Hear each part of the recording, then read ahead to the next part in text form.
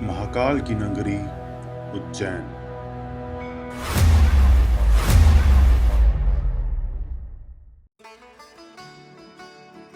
हर trip का एक reason होता है और इस ट्रिप का रीज़न था महाकाल। मुंबई की फास्ट लाइफ से निकलकर मैं जा रहा हूँ एक ऐसी जगह जहाँ टाइम रुकता नहीं, कंट्रोल होता है।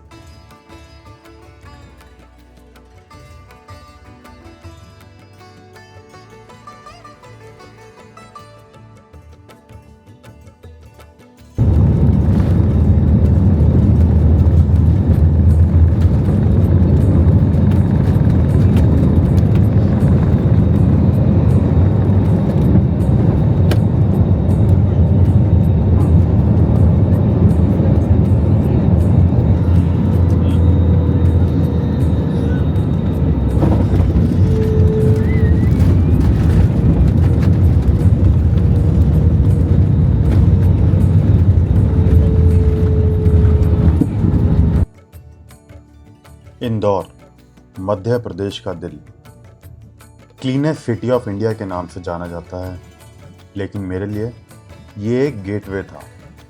यहीं से शुरू होती है एक अलग दुनिया की एंट्री। सिर्फ 60 किलोमीटर दूर उज्जैन, एक शहर जिसका इतिहास 2000 साल पुराना है, जो कभी अवंतिका के नाम से जाना जाता था।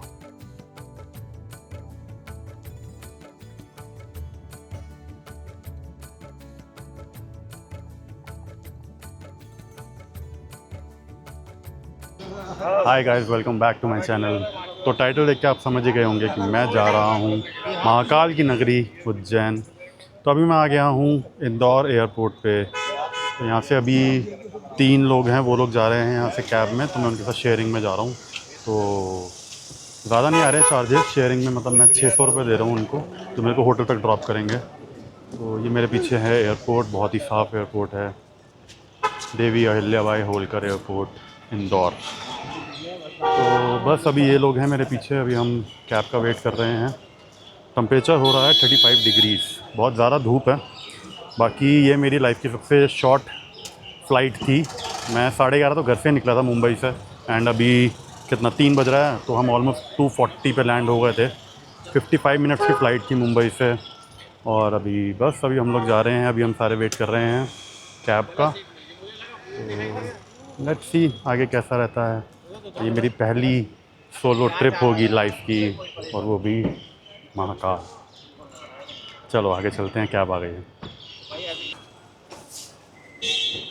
तो हमने भाई का नंबर ले लिया है, ये अपनी कैब का देख लेंगे वापसी का। तो नंबर मैंने ले लिया है, कैब का जो भी डिस्कशन होगा वो हम कर लेंगे वापसी का टाइम पे। चलो, थैंक यू।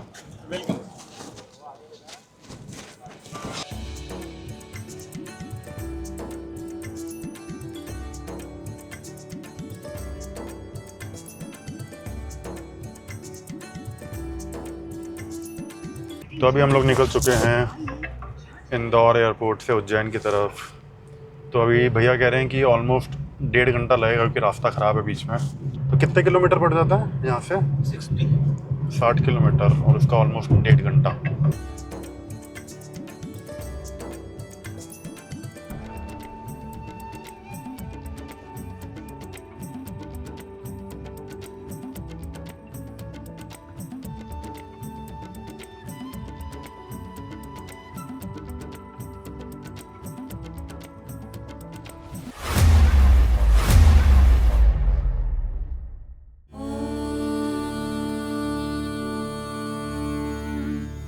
नमः शिवाय।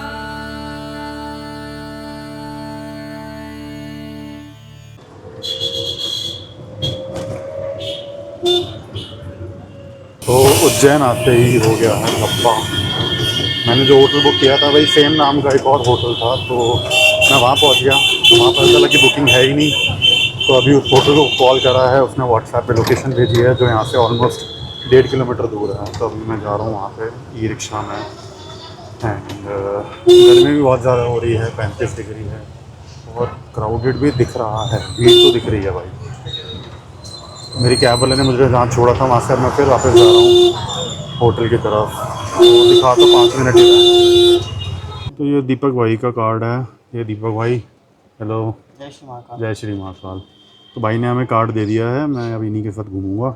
ये मुझे डिस्काउंटेड प्राइस पे घुमाएंगे यहाँ पे। तो अभी टाइम हो रहा है 5:10। तो अभी दीपक भाई बता रहे हैं आगे अभी क्या करना है आज, बताओ भाई। मैं आपको यहाँ से 6 बजे पिक करूँगा। ठीक है। आपको रामघाट पे ड्रॉप करूँगा।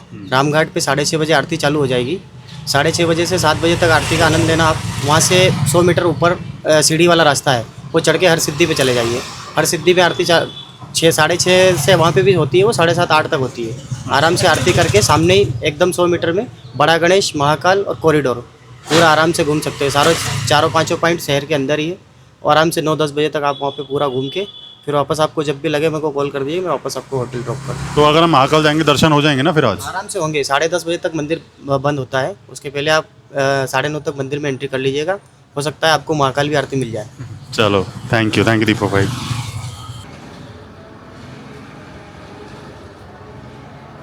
तो अभी टाइम हो गया है 6 और अभी मैं निकलूँगा राम घाट के लिए, क्योंकि 6:30 बजे है शिप्रा नदी के वहाँ पे शाम की आरती जो होती है वो 6:30 बजे है, 6:30 से 7।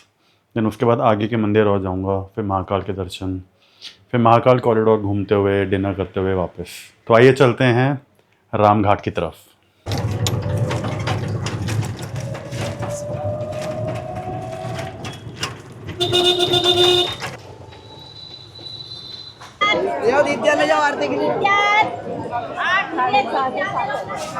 शिप्रा नदी के किनारे बसा ये राम घाट, ये सिर्फ एक घाट नहीं है। यहाँ पर हर 12 साल में कुंभ मेला लगता है, दुनिया का सबसे बड़ा स्पिरिचुअल गैदरिंग। अगला कुंभ मेला लगेगा 9 अप्रैल से 9 मई 2028, जो कि आज से ऑलमोस्ट 2 साल बाद है। पौराणिक मान्यताओं के अनुसार भगवान राम ने वनवास के दौरान यहाँ माता सीता और लक्ष्मण के साथ अपने माता पिता का तर्पण किया था। ये स्थान पितरों की मुक्ति के लिए अत्यंत पवित्र माना जाता है। हे प्रभु, क्या आपकी सेवा करने का जिम्मा इन दोनों ने ही ले रखा है? बचपन की प्रार्थना से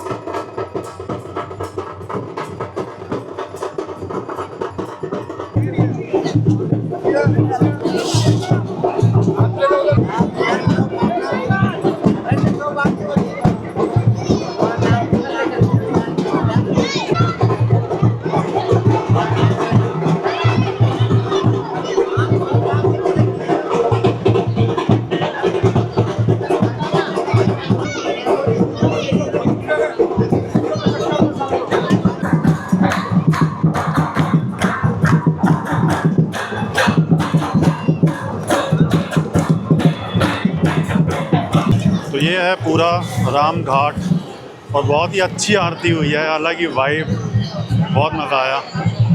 एंड मैंने फिर आरती करी भी खुद से।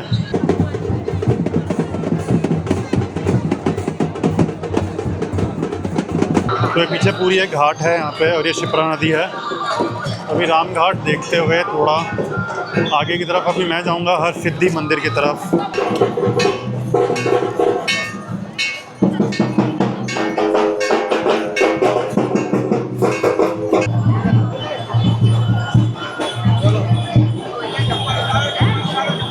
तो राम घाट से थोड़ा पहले एक रास्ता जाता है ऊपर की तरफ, वो जाता है हर सिद्धि मंदिर की तरफ। आगे से भी रास्ता और एक राम घाट के जस्ट पहले से भी है। उज्जैन का हर सिद्धि मंदिर एक अत्यंत प्राचीन और प्रसिद्ध 51 शक्तिपीठों में से एक है, जो महाकालेश्वर मंदिर के पास स्थित है। मान्यता है कि यहाँ माता सती की कोहनी गिरी थी। राजा विक्रमादित्य की कुलदेवी माता हर सिद्धि को माना जाता है और मंदिर परिसर में 2 विशाल दीप स्तंभ आकर्षण का केंद्र है। यहाँ माता को मंगल चंडिका के रूप में पूजा जाता है।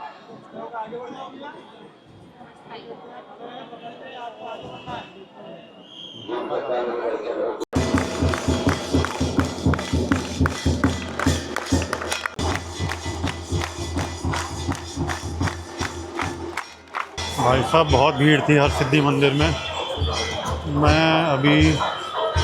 मैं जा रहा हूँ महाकाल कॉरिडोर से वीआईपी का पास लेने, फिर मैं जाऊँगा महाकाल मंदिर में दर्शन करने। हर सिद्धि मंदिर में भी आरती होनी है, मैंने आरती अटेंड करी नहीं है क्योंकि बहुत ज़्यादा भीड़ थी। अभी मैं जा रहा हूँ वीआईपी पास लेने। ये है शीघ्र दर्शन काउंटर, जो आप ऑनलाइन भी बुक कर सकते हैं एंड यहाँ लाइन में खड़े होकर भी मिल जाता है। इसके लिए आपको चाहिए होता है आधार कार्ड और कैश, एक चाहिए। तो मिल गया है मुझे शीघ्र दर्शन का पास।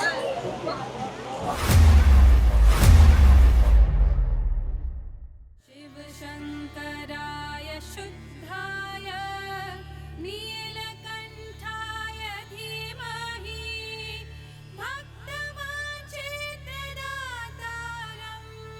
नमः कैलाशवासिने।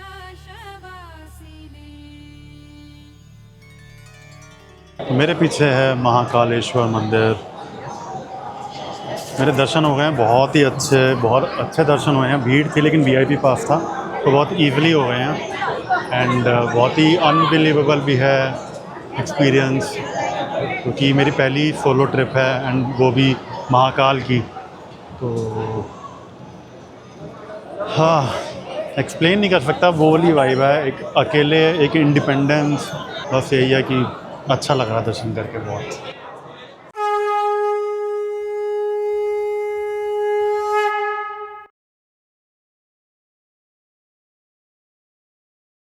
वो उधर है फुल मून और ये है मंदिर। महाकालेश्वर सिर्फ एक मंदिर नहीं है, ये 12 ज्योतिर्लिंगों में से एक है और शायद सबसे यूनिक। यहाँ शिव जी महाकाल के रूप में पूजे जाते हैं, मतलब समय के भी स्वामी और मृत्यु के भी। ये एक ही ज्योतिर्लिंग है जो दक्षिण मुखी है, यानी कि साउथ फेसिंग है, जो डेथ और आफ्टर लाइफ का प्रतीक माना जाता है।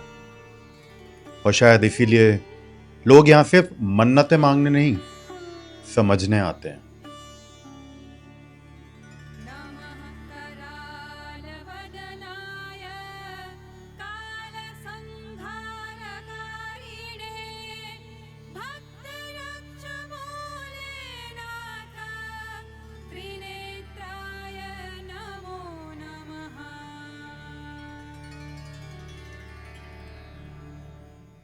भाई साहब आज तो बहुत चलना पड़ गया। अभी तक बजे हैं 9 और मेरे स्टेप हो चुके हैं ऑलमोस्ट 13,000। तो अभी मैं कॉरिडोर से निकल रहा हूँ, मैं जा रहा हूँ अपने होटल की तरफ, रास्ते में कुछ खाते हुए। तो अभी जो मेरे रिक्शे वाले भैया थे उन्होंने बताया है कि मेरे को जाना है नीलकंठ द्वार के बाहर। अभी शोर आ रहा होगा। और एक अपडेट ये है कि अंदर ये वाला बैग अलाउड था, इसके अंदर मोबाइल अलाउड था।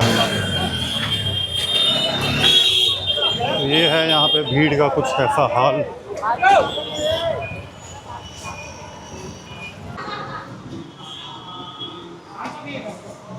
तो हो गया है मेरा डिनर। अभी यहाँ से 550 मीटर है मेरा होटल, तो मैं चल के ही जाऊँगा।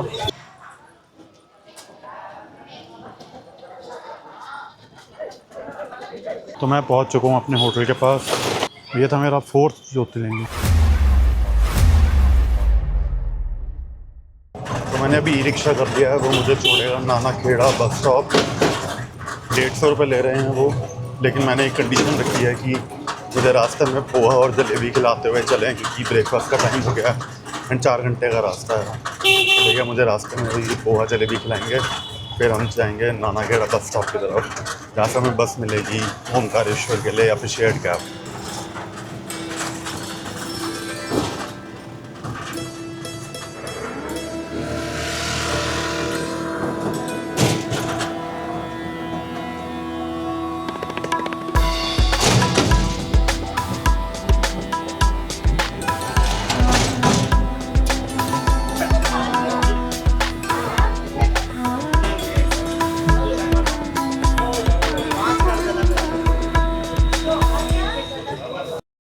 तो अभी मैं हूँ रॉयल ट्रैवल्स के ऑफिस में। ये है बस के टाइमिंग्स। देखते हैं, अभी इस टाइम हो रहा है 8:30। मैंने उनको बोला है कि ये बस चेक करके बताएं कि अगर बस अवेलेबल है तो। 8 और 7 होते हैं 15। पक्का भाई। भाई फ़ोन करके पूछ रहे हैं अभी अगर अवेलेबल है तो अभी मैं आया था यहाँ पे रॉयल ट्रैवल के ऑफिस नानखेड़ा, तो इन्होंने बोला है कि नॉन एसी बस है, वो उसका भी केबिन है जो आगे गियर बॉक्स होता है, वहाँ बैठ के जाना पड़ेगा। नहीं तो एसी बस एक उनकी खड़ी हुई है हरी फाटक पे, तो वहाँ जा रहा हूँ मैं। एसी बस में भी केबिन अवेलेबल है, अंदर सीटिंग अवेलेबल नहीं है। नहीं तो वहाँ से शेयर्ड कैब्स चलती हैं, तो मैं अभी ढूंढूंगा कोई शेयर्ड कैब मिल जाए तो देखते हैं। बहुत ही एक्साइटिंग जर्नी होने वाली है। यहाँ से एसी बस मिल गई है मुझे। हाँ, तो एसी बस मिल गई है मेरे को। कह रहे हैं कि एक ही सीट अवेलेबल है लास्ट में, वहाँ जाके बैठ जाऊँ।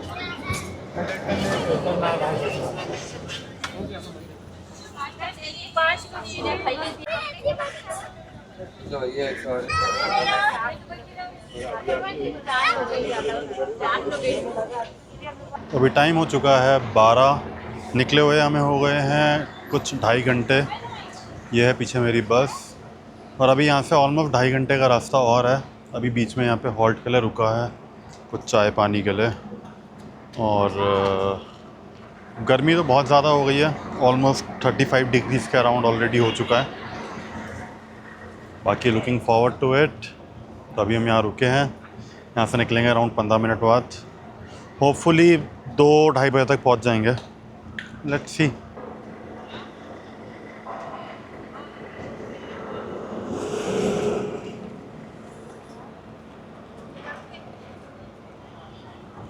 आ गए मेरे आलू पराठे, चाय मैंने ऑलरेडी पी ली है।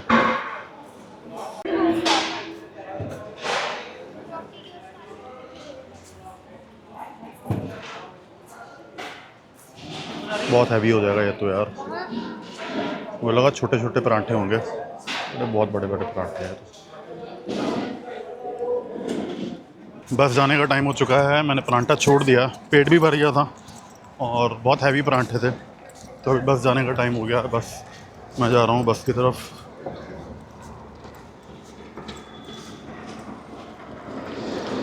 मेरा इंतज़ार हो रहा है, चलो।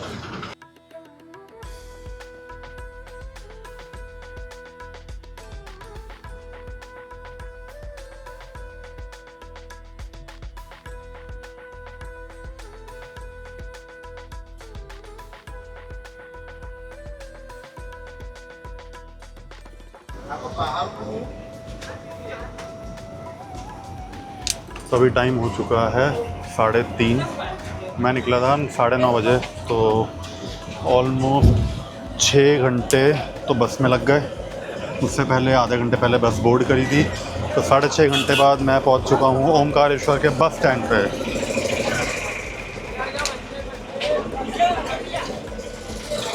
जेपी चौक जाना है। जेपी चौक नहीं जाएगा, रास्ता बंद है, सब ट्रैफिक होते हैं। तो ये है ओमकारेश्वर का नया बस स्टैंड है।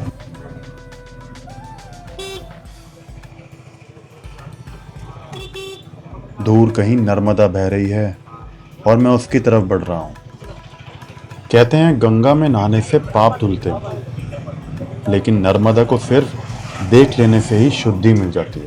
आप जाएंगे उज्जैन जाएंगे, उज्जैन भी जाना है, इंदौर भी जाना है। यहाँ बस भी मिलती है, वो बस जहाँ से आपको लिया ना, वहाँ से बस भी मिल जाएगी। तो वहीं से शेयरिंग कैब मिल जाएगी। हाँ, यहाँ भी मिल जाएगी, ये खड़ी है। ओमकारेश्वर का यह पूरा आइलैंड नर्मदा के बीच बना है। अभी क्या सीन है, भीड़ है क्या? बहुत भीड़ है यार। है भीड़। देख लो ना, ये पुराने बस स्टैंड देखो ना, आप बंद कर रहे हैं। अच्छा, आप यहीं जाएंगे? हाँ मेरे को यहाँ से जेपी चौक जाना है। हाँ, सब सीधे चले जाइए, जेपी चौक आता है। अच्छा, तो आप यहीं छोड़ रहे हो? हाँ, सब यहीं जाना पड़ेगा, हमें इधर ममलेश्वर साइड से। ठीक। हाँ, पहले ममलेश्वर जा रहे हो ना? हाँ साहब। अभी मैं उतर गया हूँ पुराने बस स्टैंड पे। यहाँ से मैं जा रहा हूँ जेपी चौक की तरफ, क्योंकि यहीं तक आती है जो भी ऑटो वगैरह आते हैं। आगे बाइक वगैरह जा रही हैं, बट आगे कुछ और है नहीं साधन जाने का, तो मैं जा रहा हूँ जेपी चौक की तरफ। धूप बहुत ज़्यादा है इस टाइम पे और थोड़ी थोड़ी डिहाइड्रेशन भी हो रही है, तो पानी की बोतल साथ रखना बहुत ज़रूरी है।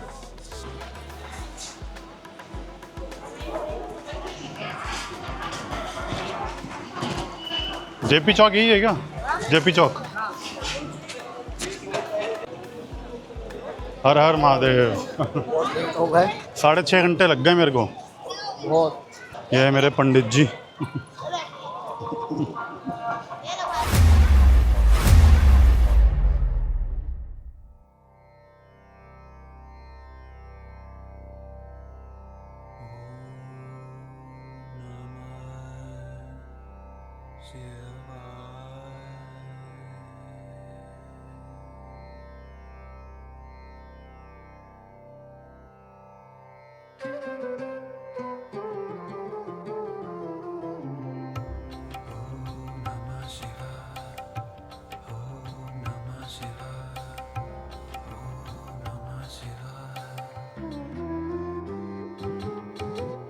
ओमकारेश्वर को अमरेश्वर भी कहा जाता है, मतलब अमर, जो कभी खत्म नहीं होता।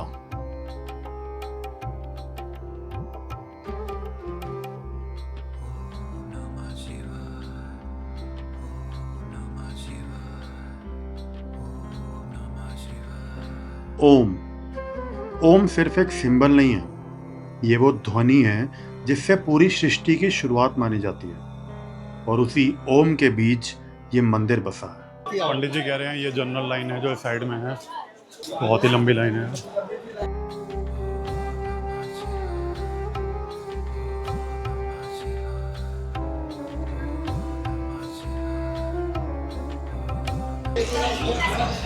पहले ये रास्ता था हमारे यहाँ का मंदिर में दर्शन यात्री के लिए। अच्छा, अब वो नीचे से कर दिया, नीचे से दर्शन के लिए वो उसमें घूम के आने का, नीचे घाट पे लाइन में लग के। हाँ।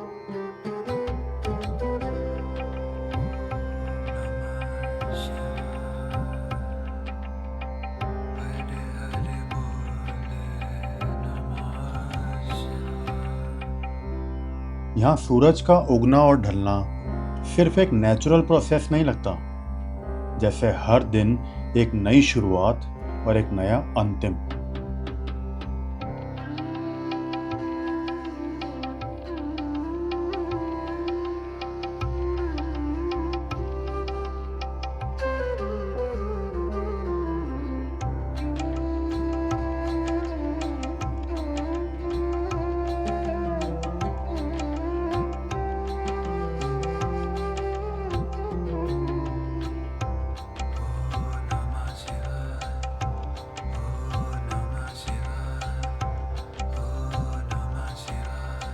तो मेरे दर्शन हो चुके हैं ओमकारेश्वर के। मेरा हो चुका है 5वां ज्योतिर्लिंग, तो बहुत ही अच्छे दर्शन हुए हैं। कितनी देर में आ गया मैं? बहुत जल्दी आ गया ना मैं?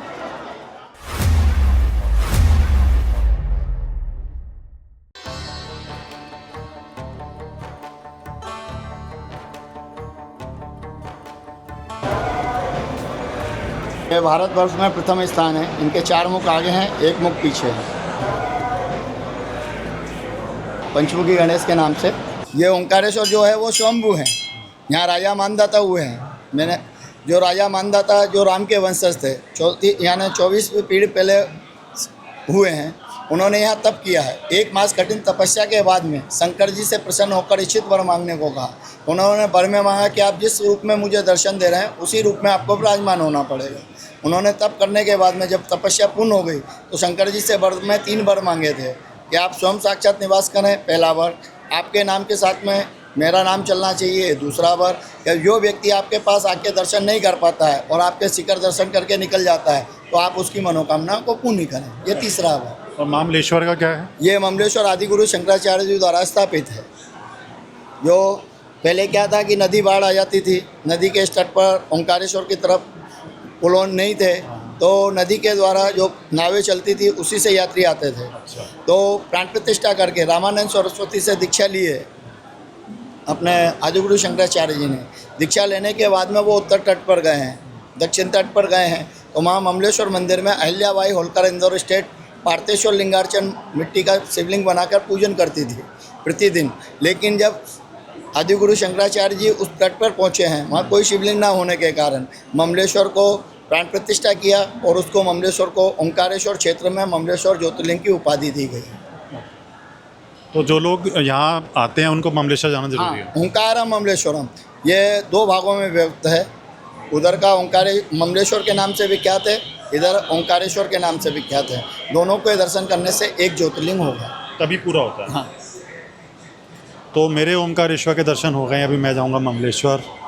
तो मैं जाऊंगा बोट से, क्योंकि पंडित जी ने बोला कि एक बढ़िया व्यू भी मिल जाएगा और बोट की एक राइड भी हो जाएगी।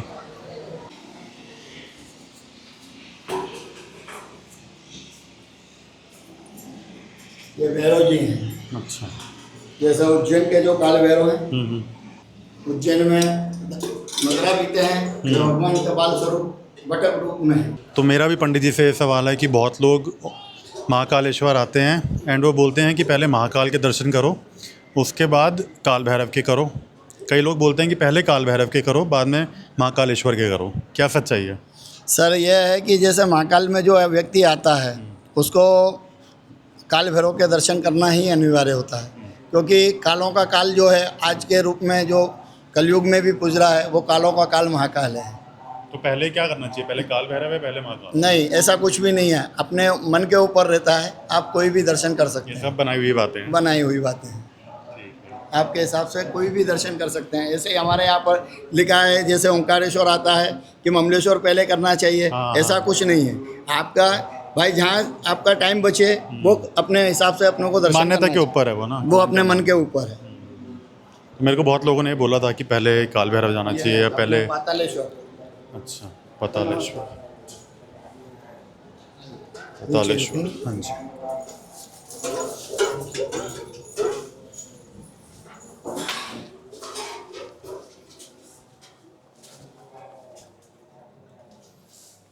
अब अपन पाताल लोक में आ गए। अच्छा। ये पातालेश्वर है। ओम नमः संभवाय जमयो भव हर हर महादेव। चले नीचे सर होगा,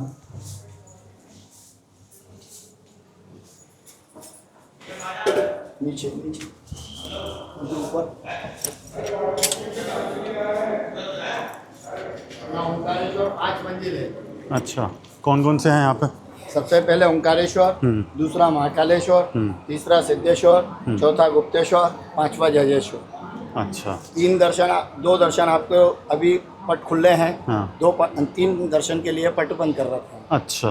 क्यों? तो अब क्योंकि वो गुफा है। अच्छा अच्छा उसके अंदर जैसे लाइट वगैरह चली जाती है तो यात्री को दिख नहीं पाता है। अच्छा। पेड़ियों से उतर जाता है, एकदम में 2-2, 3-3, 4-4 सीढ़ी उतरता है तो उसके हाँ, माथे में हाँ। चोट लगती है। ये आदिगुरु शंकराचार्य जी की गुफा है। अच्छा। आइए चप्पल नहीं खोल दो।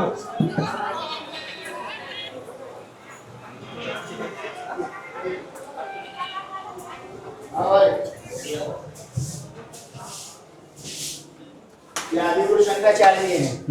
इन्होंने दीक्षा ली है रामानंद सरस्वती से। दीक्षा लेने के बाद में इस तट पर से उस तट पर पहुंचे हैं। अच्छा। ये उत्तर तट है, वो दक्षिण तट है। उन्होंने जब नर्मदा जी से दर्शन करने के बाद में जब यहाँ से निकले हैं, शास्त्रार्थ पूरा करने के बाद में नर्मदा जी से दर्शन करके उनसे कहा कि माँ मुझे जाने के लिए रास्ता दे दो, लेकिन उन्होंने रास्ता नहीं छोड़ा है। उन्होंने अपने कमंडल के अंदर वो मूर्ति है, कमंडल के अंदर पूरे शंकराचार्य जी ने नर्मदा जी को सोख लिया है। पैदल यहाँ से और वहाँ तक में अपन जाएंगे तो 1/2 किलोमीटर भी नहीं लगेगा।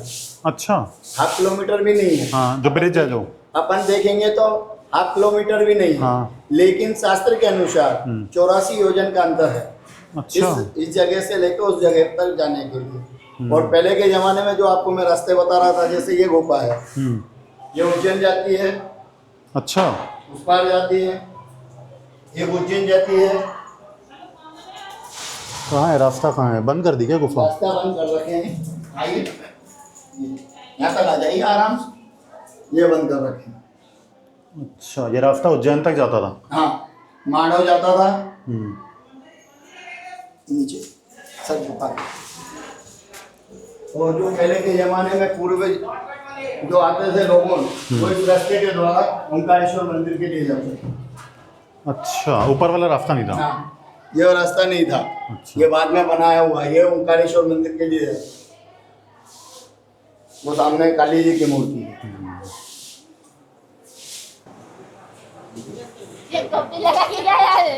अरे तुम्हें मालूम है ना,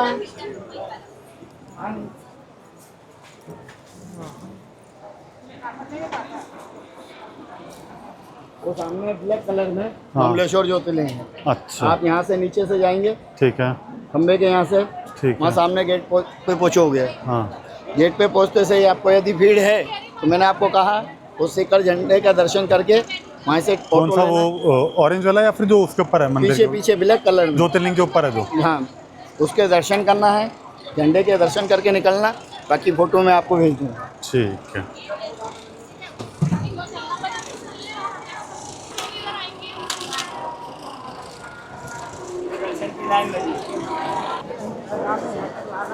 गाड़ी जा रही है 125, बैठो ठीक सर, कौन सी बोट जा रही है? ये 125।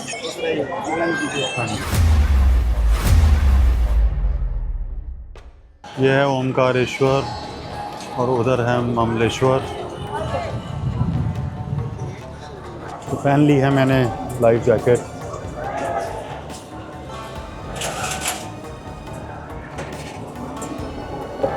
तो चल पड़े हैं हम ममलेश्वर की तरफ। बाय बाय ओमकारेश्वर, मिलेंगे जल्दी।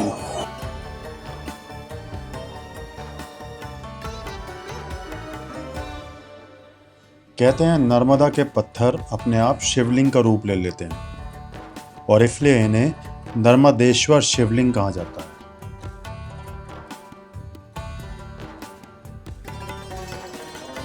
साइंटिफिक तौर पर देखा जाए तो नर्मदा भारत की सबसे पुरानी नदियों में से एक है।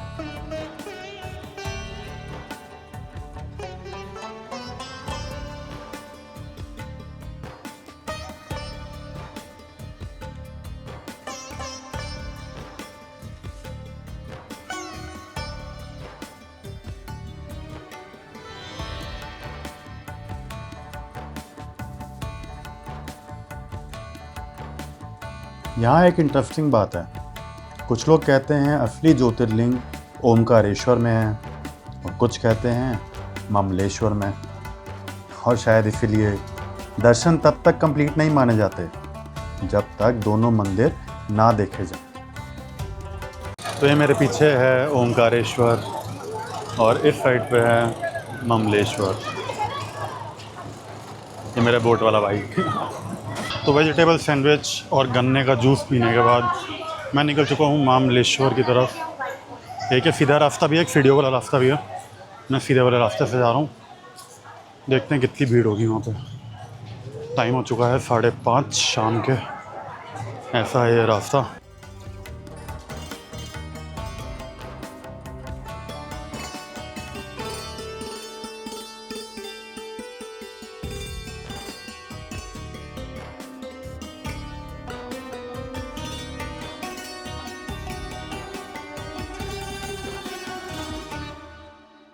तो मैं आया हूँ यहाँ पे और मिल गया है मेरा कॉलेज का जूनियर। और हम कितना टाइम बाद मिले होंगे? कॉलेज के बाद आप मिल रहे हैं ना? कॉलेज के बाद। हाँ, कॉलेज के बाद आप मिल रहे हैं। एंड अभी एयरफोर्स में नहीं, आर्मी में। आर्मी में अभी आर्मी में है। तो हमारे बहुत सारे वो होता है ना कि कॉमन बातें निकल आती हैं कि हाँ वो आर्मी में है, वो एयरफोर्स में है। तो ये सब पता चल रहा है, बहुत अच्छा लगा यार। अपनों को मिलता है ना ऐसे, अब तो टाइम पास हो जाता है पूरी इसमें, क्योंकि यहाँ अभी भीड़ बहुत है इधर ममलेश्वर में। कितने बजे तक आ जाएगा नंबर? 15-20 मिनट तो लगेंगे। 15-20 मिनट? बहुत कॉन्फिडेंस है भाई इसको। आर्मी वाला है ना तुम। वो भी है। तुमने फिर आरती के लिए भी जाना है ना 7:30? 7:30 इनकी आरती है वहाँ ओमकारेश्वर में। मेरे तो वहाँ दर्शन हो गए हैं, तो मैं निकल जाऊँगा वापस उज्जैन की तरफ। एंड ये लोग भी उज्जैन जा रहे हैं, बट ये फिर ओमकारेश्वर करके जाएंगे।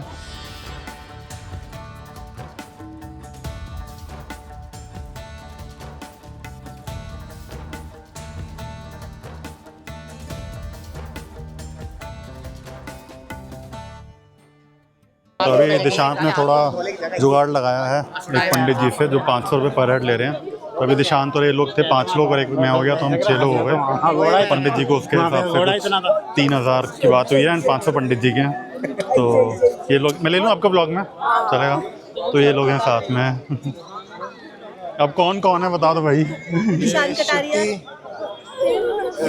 शेफाली भाई रिलेशन भी तो बताओ ना सबके हैं। फ्रेंड्स हैं सब सारे कोई भी कपल नहीं है नहीं, ये हस्बैंड वो ना, तो वही तो है दोनों। ये हस्बैंड वाइफ भाई ये दोनों हस्बैंड वाइफ है। हेलो।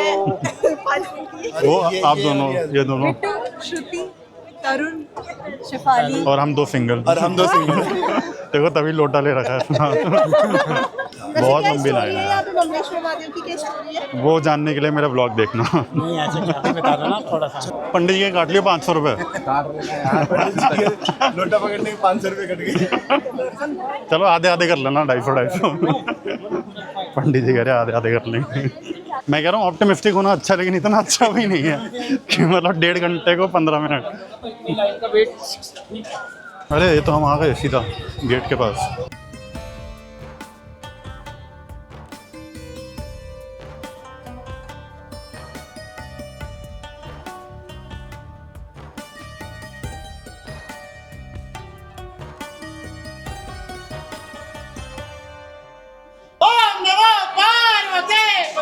हर हर महादेव।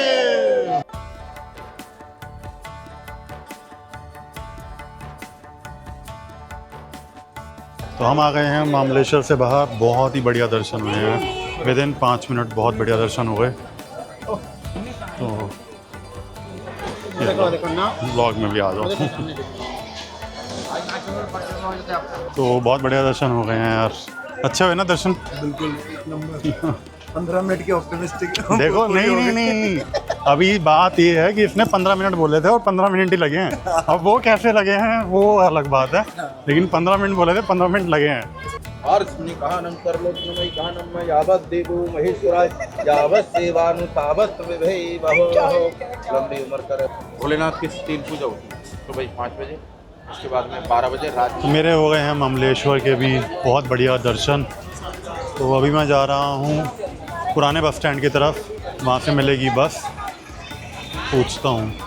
तो अभी मैं जा रहा हूँ नए बस स्टैंड की तरफ, तो वहाँ से जाके देखता हूँ कि शेयर्ड कैब मिलेगी या फिर बस मिलेगी, देखते हैं।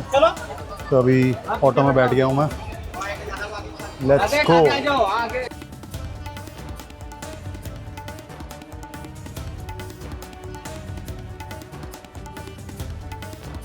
तो अभी मैं आ गया हूँ, चलो आप भी आ जाओ।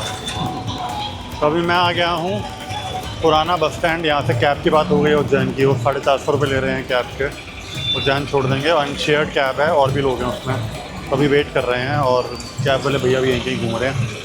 बढ़िया दर्शन हो गए हैं अच्छे से, दोनों बहुत ही अच्छे दर्शन हुए हैं, अनएक्सपेक्टेडली बहुत अच्छे दर्शन हो गए हैं। तो बस हर हर महादेव, चलते हैं उज्जैन की तरफ।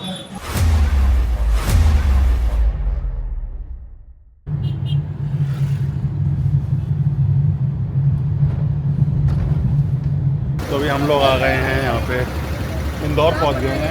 हम लोगों ने मिलके कैब शेयर करी है, तो हम सारे ये भाई पुणे से हैं, आप कहाँ से बताइए? झारखंड। ये झारखंड से हैं आप। तो अभी हम लोगों ने मिलके कैब बुक करी है, तो अभी हम इंदौर पहुँच गए हैं। हाँ, दोनों ज्योतिर्लिंग के दर्शन कर लिए हमने। ओमकारेश्वर में हम लोग ऐसी कैब ढूंढ रहे थे शेयरिंग, तो हम सबने मिलके करी है। तो अभी हम इंदौर पहुंच गए हैं, यहाँ भैया सीएनजी डलवा रहे हैं, तो और निखिल भाई निकल रहे हैं पुणे के लिए। तो मैंने कहा चलो ओके निखिल भाई, अच्छा लगा। अभी हम प्लान करेंगे पक्का मिलने का, दोबारा कहीं और जाने का प्लान करेंगे। तो अभी टाइम हो चुका है 10, तो यहाँ से ऑलमोस्ट 1-1.5 घंटे का और रास्ता है उज्जैन का। तो अभी हम यहाँ बीच में रुके हैं, तो कुछ खा लेते हैं फटाफट थोड़ा बहुत, क्योंकि वहाँ जाके तो टाइम मिलेगा नहीं, बहुत लेट हो जाएगा। तो इट्स बेटर कि अभी खा लेते हैं।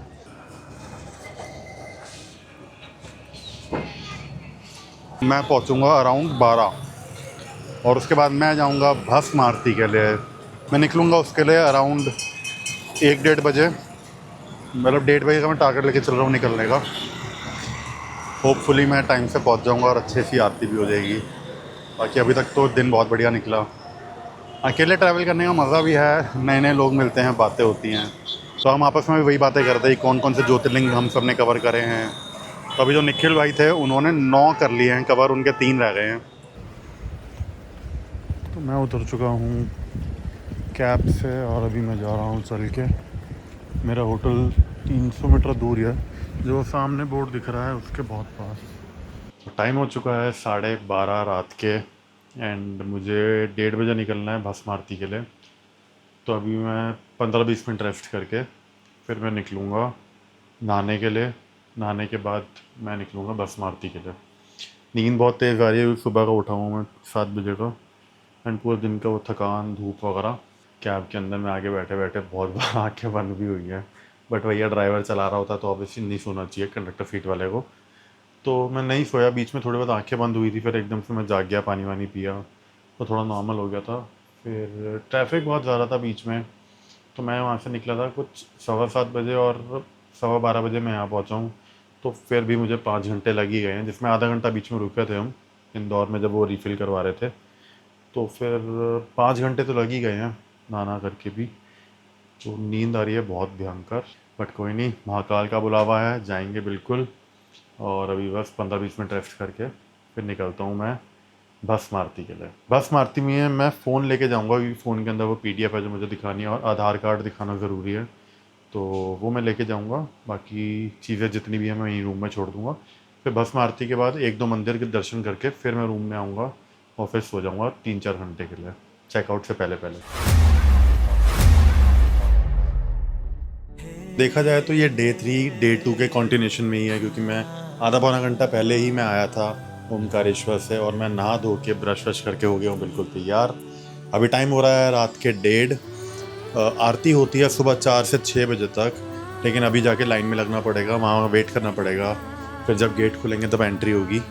तो बस मैं दिल से शुक्रिया करना चाहता हूँ अपनी बहन का, क्योंकि अगर बहन ने इतने एफ़र्ट्स नहीं लिए होते तो मैं भस्म आरती अटेंड नहीं कर पाता। तो अभी मैं निकलता हूँ, मुझे जाना है मानसरोवर गेट की तरफ, जो यहाँ से वॉकिंग है ऑलमोस्ट 15 मिनट। तो मैं निकलता हूँ मानसरोवर गेट के लिए। इस आशिकी में तेरी जागी जिंदगी, जैसे हो कुछ नहीं जादुई सी खुशी। तो भाई ने मेरे को थोड़ा आगे तक छोड़ दिया है, मैं सब वगैरह सीधा सीधा जाओगे तो मानसरोवर गेट आ जाएगा।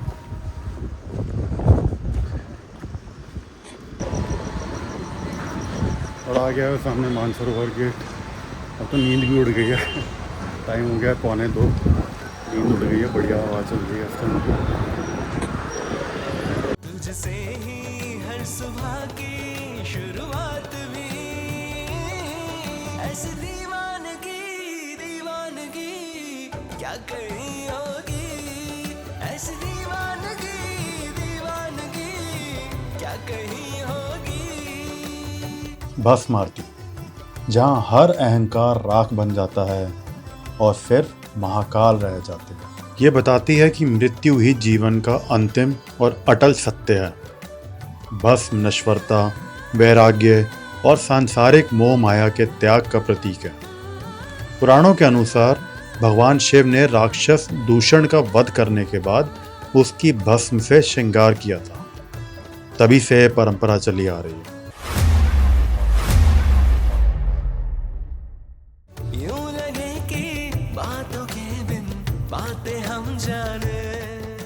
पहले के समय में ये आरती शमशान के ताजा भस्म से होती थी, लेकिन एक दिन किसी भी शमशान में एक भी मुर्दे को नहीं जलाया गया।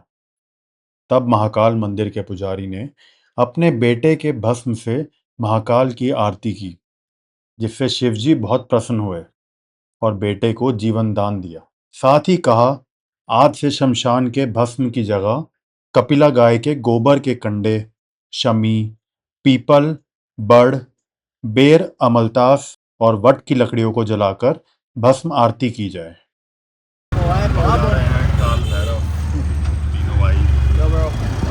देखो अभी आपको 15 मिनट में फिलहाल दर्शन हो जाएंगे भैरव बाबा के। आने के बाद अपन चाय नाश्ता करते हैं। काल भैरव, उज्जैन के रक्षक। कहा जाता है कि महाकाल के दर्शन तब तक अधूरे माने जाते हैं जब तक भैरव के दर्शन ना हो जाएं, क्योंकि जहां महाकाल समय के स्वामी हैं, वहीं भैरव उस डर के स्वामी हैं जो समय के साथ आता है। ओ भाई, आगे उतारनी चाहिए थी भाई।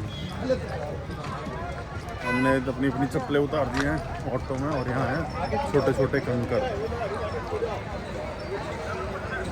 तो हम आ गए हैं महाकालेश्वर से सीधा काल भैरव। टाइम हो रहा है 7 AM और अभी तो भीड़ कम लग रही है। सारे कह रहे हैं कि 15 मिनट में आ जाएगा नंबर। चलते हैं हम 7-3 पे देखेंगे। हाँ 7-3 पे देखेंगे। 7-3 हो रहे हैं। 11 में चेक करेंगे कितनी नंबर आता है। पिछला ऑप्टिमिज्म पूरा होगा नहीं होगा। हाँ इसका वैसे रिकॉर्ड खराब है, इसका ऑप्टिमिज्म। इस मंदिर की सबसे अनोखी परंपरा है भगवान को शराब अर्पित करना। पहली नज़र में ये अजीब लगता है, लेकिन धीरे धीरे एहसास होता है कि यहाँ पवित्र और अपवित्र के बीच की रेखा ही खत्म हो जाती है। भैरव हमें यह सिखाते हैं कि जीवन को सिर्फ अच्छे और बुरे में बांटना जरूरी नहीं है, बल्कि समझना और स्वीकार करना ज्यादा जरूरी है। आधा घंटा हो चुका है लाइन में। है दिशांत, क्या कह रहा था तू? 15 मिनट कह रहा था तू, आधा घंटा हो चुका। ये हो गए 7:33 एग्जैक्ट 30 मिनट्स। ऑप्टिमिज्म डबल हो गए हमारे। Double optimism. महाकाल भाई आरतियों के इनविटेशन आ रहे हैं इन्हें।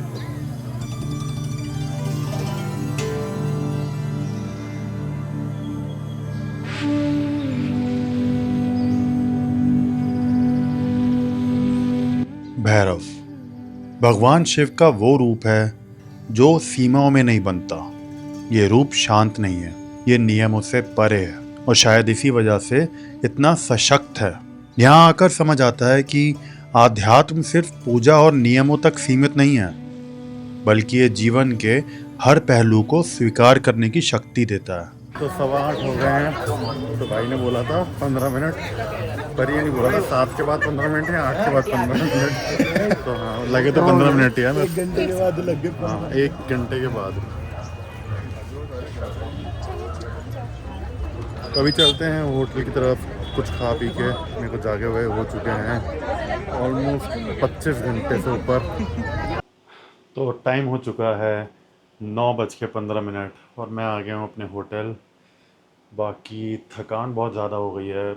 ऑलमोस्ट 26 घंटे से मैं जागा हुआ हूँ। मैं सुबह 7 बजे जागा था ओमकारेश्वर निकलने के लिए। तो 26 घंटे मुझे हो गए हैं जागे हुए। अभी बिल्कुल हालत नहीं है। 2 घंटे में चेकआउट करना है।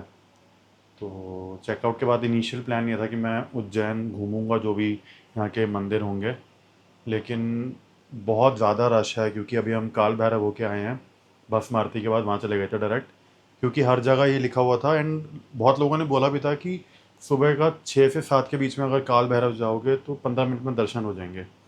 बट ऐसा बिल्कुल नहीं हुआ। बहुत ही ज़्यादा भीड़ थी। जो ऑटो वाले भैया थे वो भी बहुत शॉक थे। वो कह रहे थे 15 मिनट में दर्शन हो जाते हैं, लेकिन पता नहीं कैसे भीड़ थी और आपको 1.5 घंटा लग गया। मे भी आज संडे है उसकी वजह से। इन शॉर्ट अभी मुझे कुछ नहीं पता मैं आगे क्या करने वाला हूँ, क्या प्लान होने वाला है वो भी नहीं पता, क्योंकि आंखों में है नींद इस टाइम पे। बाकी तो बढ़िया है सब। दर्शन बढ़िया हो गए हैं, काल भैरव के भी अच्छे दर्शन हो गए हैं। अभी देखते हैं, मैं शायद उठने के बाद अगर फ्रेश फील करूँ तो बाकी मंदिर एक्सप्लोर करूँगा, नहीं तो थोड़ा और ऐसे ही घूम के मार्केट वगैरह घूम के फिर मैं निकल जाऊँगा इंदौर के लिए, इंदौर एयरपोर्ट के लिए। मैं और दिशांत हम एक साथ जाएंगे, क्योंकि दिशांत आर्मी में है तो उसकी जो पोस्टिंग है वो इंदौर के पास हुई है। तो हम यहाँ से कैब करेंगे एंड वो कैब हम शेयर करके हम लोग पहुँच जाएंगे इंदौर। मैं एयरपोर्ट चला जाऊँगा, वो अपना जो भी उसका पोस्टिंग जहाँ पे है वहाँ वो चला जाएगा। मतलब मेरे को पता है मैं रिवील नहीं कर सकता ऑब्वियसली, वो प्रोटोकॉल्स होते हैं, ठीक है। एंड बस मिलते हैं फिर थोड़ी देर में। अभी चेंज करके मैं सोऊंगा। तो अभी बज चुके हैं 2 एंड मैं एकदम तैयार हो चुका हूँ। मैं जा रहा हूँ अभी लंच करने। 5 बजे मैं चेकआउट करूँगा। बेसिकली 9-10 बजे का चेकआउट था, तो मैंने उनको कॉल करके एक्सटेंड कर लिया था। तो हाफ डे की मैं पेमेंट कर रहा हूँ एक्स्ट्रा। तो मैं 3 घंटे सो गया हूँ, मैं हो गया हूँ फ्रेश। अब मैं जा रहा हूँ लंच करने। 5 बजे यहाँ से निकलूँगा। मेरी रात 10 बजे की फ़्लाइट है इंदौर से मुंबई की, तो टाइम से पहुँच जाऊँगा। बट या इट्स बेटर कि मैं एयरपोर्ट पर जाके वेट कर लूँ। बस अभी बाहर जाके कुछ देखता हूँ, कुछ खाता पीता हूँ, थोड़ा मार्केट वगैरह घूमता हूँ। तो आइए चलते हैं मार्केट की तरफ।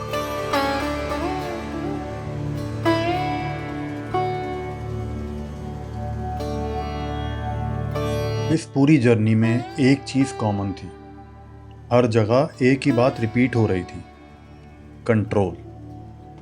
हम सोचते हैं कि हम अपनी लाइफ कंट्रोल करते हैं, लेकिन शायद रियलिटी कुछ और है। शायद हम सिर्फ फ्लो कर रहे हैं और कोई और सब कंट्रोल कर रहा है।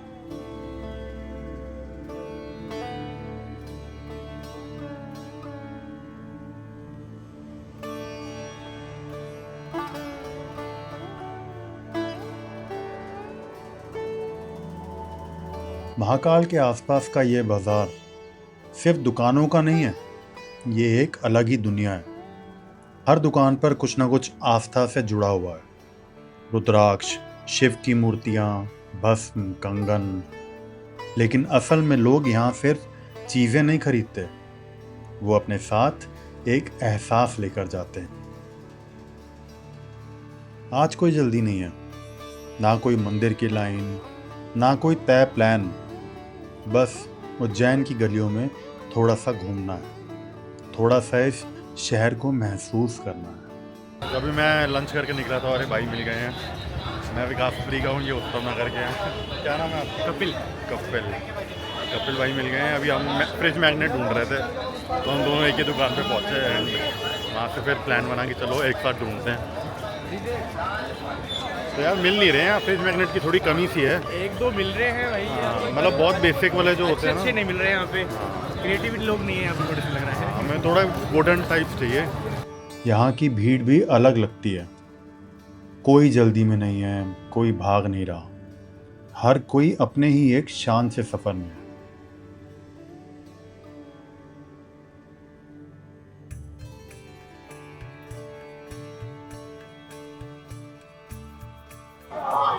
तो अभी हम यहाँ पे आए हैं, यहाँ हर चीज़ फेमस है।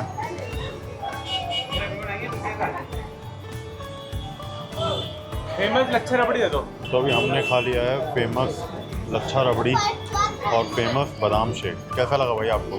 बहुत ही बढ़िया, मस्त है ना? अभी तक का सबसे बेस्ट था ये। सबसे बेस्ट था। फेमस होगा कुछ अभी इसमें लिखा है फेमस। वो गिर भी गया भाई उसके फेमस बोलते ही है। देखो नजर लगी इसकी फेमस को। भाई फेमस को नज़र लगी। तो लंच करने के बाद, ये मीठा खाने के बाद पेट हो गया एकदम मस्त हैवी। अब मैं जाऊंगा होटल की तरफ, फाइनल पैकिंग करके फिर निकलूँगा इंदौर के लिए। कपिल भाई ने सब ट्राई कर लिया है, बताओ भाई क्या बेस्ट लगा, ये कैसी है? करो, लेट मी ट्राई। हमने अपनी ट्रिक की थी, हाँ तो बादाम शेक मिला के मिक्स करने का, वो बढ़िया है।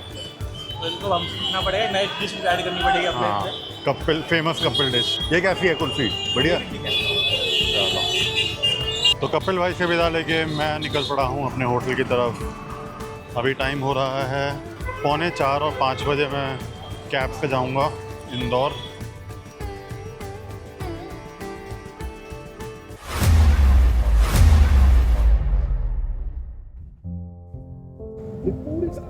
आ गया है निशांत। Hello sir. वेलकम। तो हम निकल चुके हैं महाकाल की यादें लेके। यादों का पूरा समुंदर लेके निकल चुका हूँ मैं मुंबई की तरफ, उज्जैन से। तो अभी मैं जा रहा हूँ इंदौर एयरपोर्ट की तरफ, जो यहाँ से ऑलमोस्ट 1.5 घंटे का रास्ता है, 80-90 किलोमीटर्स। तो मैंने ऊबर बुक करी है। मैं लौट तो रहा हूँ, लेकिन कुछ यादें अब यहीं की हो गई है।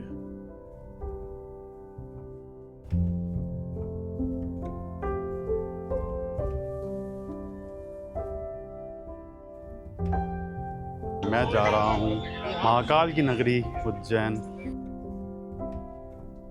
मेरी पहली सोलो ट्रिप है एंड वो भी महाकाल की। तो देखते हैं, बहुत ही एक्साइटिंग जर्नी होने वाली है।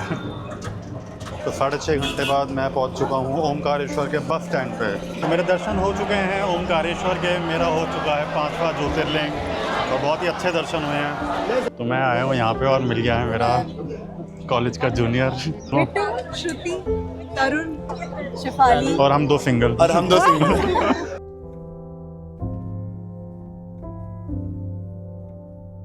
मैं विकास फ्री का हूँ, ये उत्तम नगर के हैं। क्या नाम है आपका? कपिल। 3 दिन पहले जब मैं यहाँ आया था तो सब कुछ नया था। रास्ते, मंदिर, लोग और शायद मैं खुद भी। लेकिन अब लौटते हुए ऐसा लग रहा है जैसे ये जगह कहीं पीछे नहीं छूट रही, बल्कि मेरे साथ चल रही है।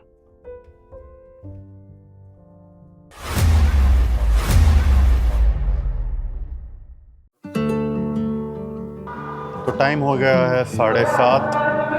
मैं आ गया हूँ इंदौर एयरपोर्ट पे। तो निशांत के साथ 1.5 घंटा बातें करते हुए आया मैं। फ़ौज की बातें, घूमने फिरने की बातें, कॉलेज की बातें। तो अभी मैं आ गया हूँ यहाँ पे। मेरी फ़्लाइट है 10:20 की।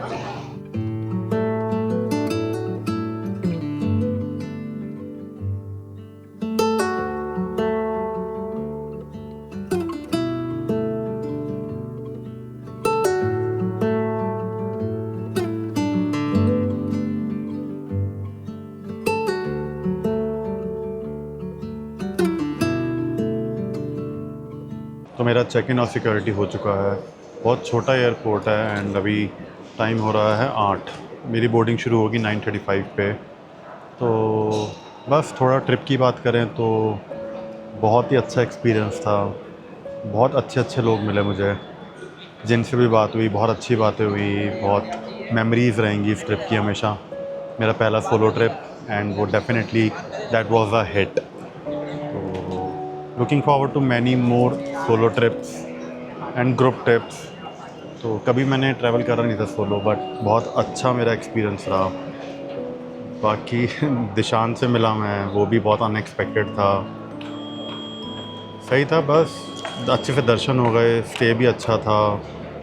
Overall amazing trip, amazing experience. थकान थोड़ी ज़्यादा हो गई है, नींद पूरी नहीं हुई है, बट दैट्स ओके। महाकाल के बहुत अच्छे दर्शन हुए हैं, ओंकारेश्वर के अच्छे हुए हैं, मामलेश्वर के बहुत अच्छे दर्शन हुए एंड भस्म आरती अमेजिंग थी। बहुत अच्छा एक्सपीरियंस था ओवरऑल। बहुत अलग अलग जगह के लोग मिले हैं, झारखंड, बिहार, दिल्ली, पंजाब। एंड जब बस में मैं जा रहा था उज्जैन से ओंकारेश्वर, तो मेरे आसपास 13 लोग आए हुए थे जो थे काशी से, बनारस से थे।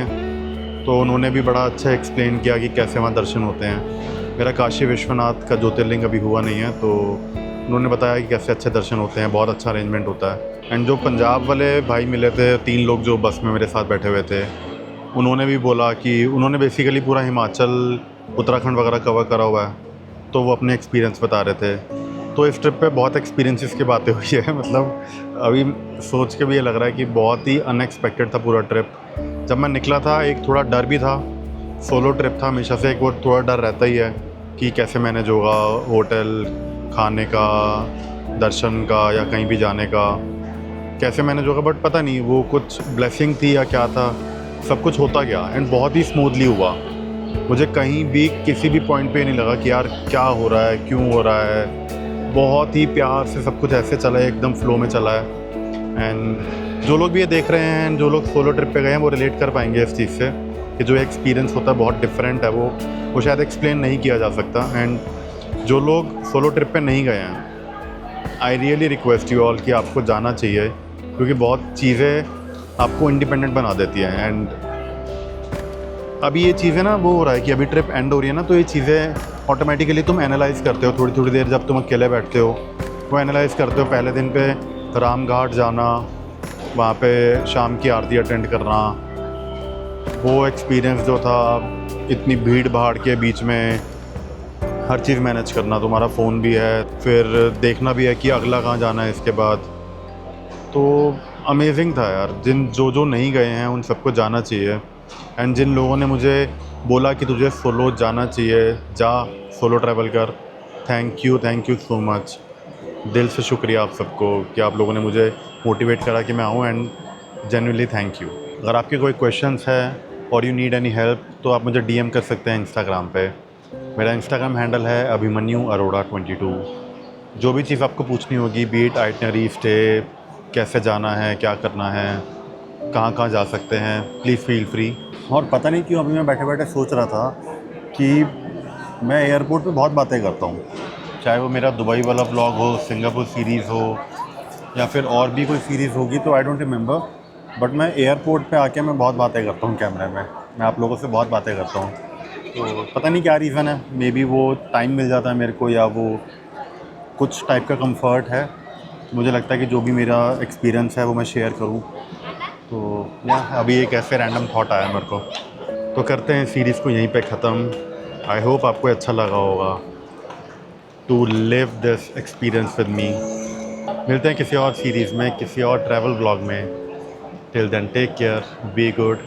हर हर महादेव, जय श्री महाकाल।